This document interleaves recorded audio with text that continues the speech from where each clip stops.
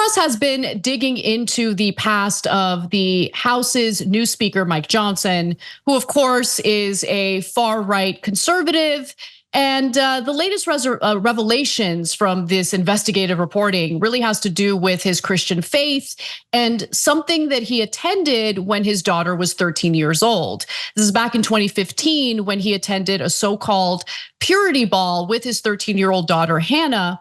And what these purity balls are really about is having your daughter engage in a vow to live a life of celibacy until marriage. Now, the vast majority of girls who take this purity pledge then go on to lose their virginity before marriage because they are human beings and most people don't get married at 16. But nonetheless, let's give you the details. This looks like a wedding, a news reporter says, in German in a 2015 NTV news segment that was unearthed by ABC News. But they are not bride and groom, but rather father and daughter, the reporter adds, referring to Johnson and his then 13-year-old daughter, Hannah. Now, this was a segment that was done years ago, again, back in 2015. And I should note that it's since been deleted, but it was deleted after ABC News found it. I'm just gonna pause real quick and say, I think it's weird that ABC News is doing investigative reporting on this, but they did. And I guess they thought that this would be interesting enough to the public to share details about it. Now, the German news segment also documented Johnson and his family preparing for and then attending the purity ball. These were controversial former dance events popular among some conservative Christians. And it did gain notoriety in the early aughts, in the early 2000s. And so we have some still frames from the original reporting that was later taken down. There you see Johnson having his daughter take the purity pledge. He's putting a corsage on her wrist. Linda K. Klein, who's author of the book Pure: Inside the Evangelical Movement That Shamed a Generation of Young Women and How I Broke Free. Well, she went on News Nation to explain purity balls and what actually goes on at these events. Let's take a look. A purity ball is really something that you've got a group of, oftentimes a very traditional purity ball. You've got a group of young children, girls around the age of 12, 13, along there. They're in gowns that are not just ball gowns, but white ball gowns, wedding gowns in many ways. And they're fathers, and together their fathers are in suits or tuxedos, and they have a dance and they have a dinner, and it culminates at the end with this sort of placing of the purity ring, often on the ring finger, the girl's ring finger, as a promise to her father and also to her father in heaven that she will not defile her sexual purity before marriage, not just not have sex, but defile her sexual purity in any way. And then eventually the idea is that this ring stays on her finger until it is replaced by her wedding ring by her husband, which essentially symbolizes the transfer of ownership over her sexuality from her father to her husband.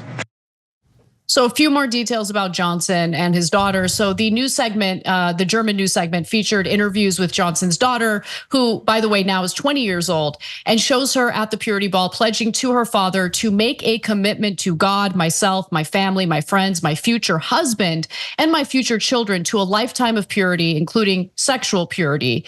In between shots of Johnson nodding along in agreement, Johnson's wife, Kelly Johnson, a Christian counselor, also told the German news outlet, quote, "We don't talk to her about contraception. Sex before marriage is simply out of the question." So, Cenk, you and I, again, used to cover this type of story a lot back in the day. I was a lot more judgmental and mocking of it. I don't agree with this. I think that what tends to happen is it's very likely that the people who engage in this kind of purity ball then go on to lose their virginity before marriage. And there's an element of self-hatred that arises from that because everyone in their community has told them, the women in this case, that really like one of the most important things is that they don't engage in any sexual activity until they're married. I also don't agree with saving yourself for marriage. I think that it might work for some people, but I like to look at a home before I consider buying it. I like to test drive a car before I consider taking out, a loan for it. Like this is your entire life. When you get married, it's not a joke. You literally share your life with someone. And if there's no chemistry when it comes to intimacy, that could end up being a real problem. Oh yeah. So lots of thoughts here, and I've mixed on this story too. So first of all, look, I'm basically from a different culture, and that's the American secular culture, as opposed to the fundamentalist culture that Mike Johnson and his daughter are in. So when I look at it, it looks super weird to me. They're like, first of all, you're having a giant ball over not having sex. So like the whole point of so it feels like when the old line about don't think about a pink elephant. What's the first thing that pops into your head? Pink elephant, right? So they do this giant thing where they're like, now girls, don't have sex, okay? So it's probably going to be counterproductive at some point, knowing human psychology. And in fact, we do know one thing about these.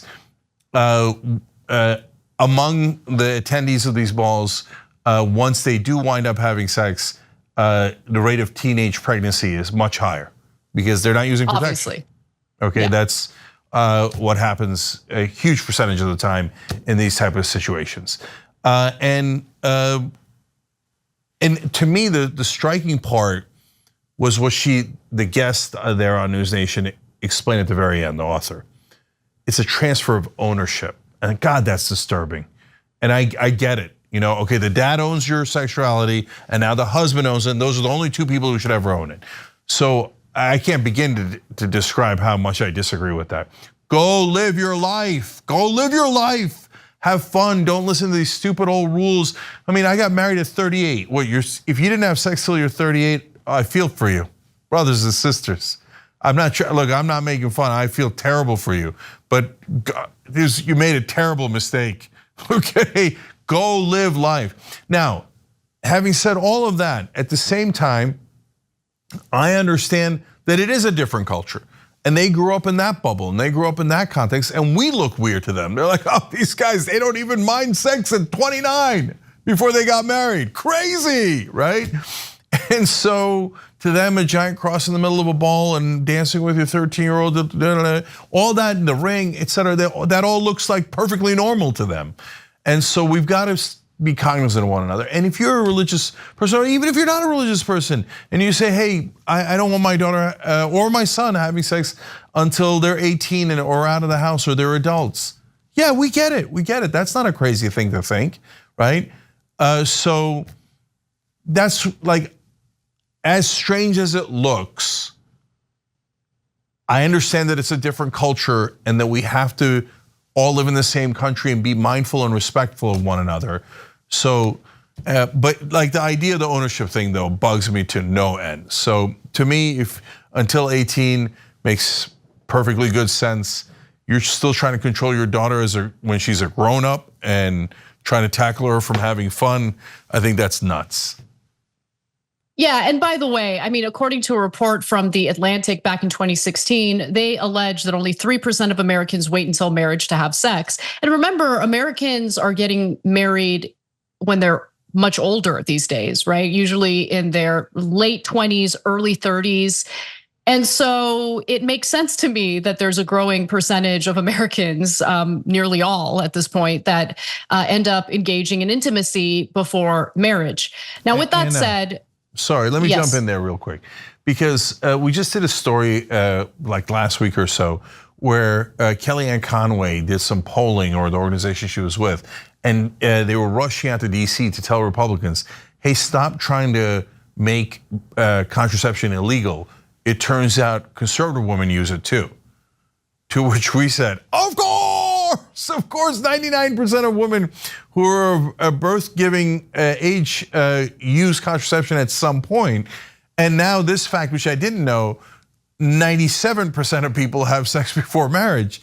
Conservatives, look, I'm trying to respect your culture, and I'm telling everybody it's different, and don't get freaked out by it, and let everybody live their own lives. But at the same time, you guys got to realize you lost. It's not the old ways of like, oh, we keep everyone in a cave and they're perfectly pure, and then we take that nice piece of property, I mean my daughter, and then we give it to the person who bought the property, I mean their husband. Those days are gone, brothers and sisters. And no matter how hard you try to hold on to it, it's not gonna happen. Adjust to the new reality. It doesn't mean you lose track of what you consider to be your morals. You just have to do it in a different way. This isn't working. So back in 2009, Cenk, you and I had covered a similar purity pledge. It had to do with a celebrity, Kevin Jonas, who had just gotten engaged.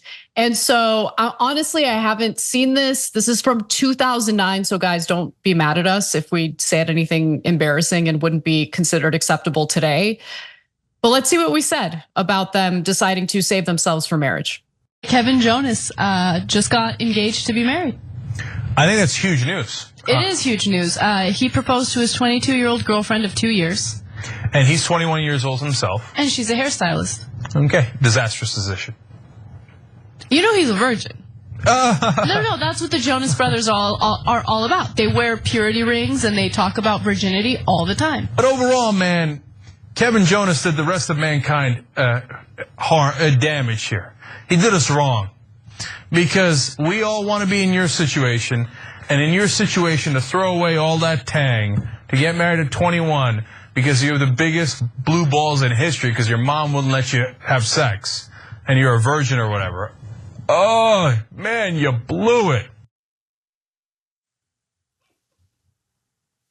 I was a young Cenk. I denounce and reject him. Okay. Alt-right / mainstream media, have at it, Hoss. Okay. Dude, like, get off our balls, okay? Get off our balls. Things change. Get off our purity balls. By the way, you were wrong, Cenk, because they're still together, still happily married. So, interesting. Okay, good for them. And you see this? Yeah, for sure. This is me moderating throughout my life as I've lived more and interacted with people more and etc. So I'm super happy that it worked out for them. Okay. So totally, yeah. I don't agree with that lifestyle and the decisions that they made, but if it worked out for them, then fantastic. Totally. And look, sometimes people bring up those old clips as like, oh, look at what kind of people you are, man. And I actually like when they do it because it shows growth. No one is the same after many years. And that was, again, in 2009. And I like to see the growth. I like to see how we've changed and matured throughout the years. But more importantly, I like to see how much our production values have improved significantly. I don't like to see how much weight I gained, but that's a whole different thing.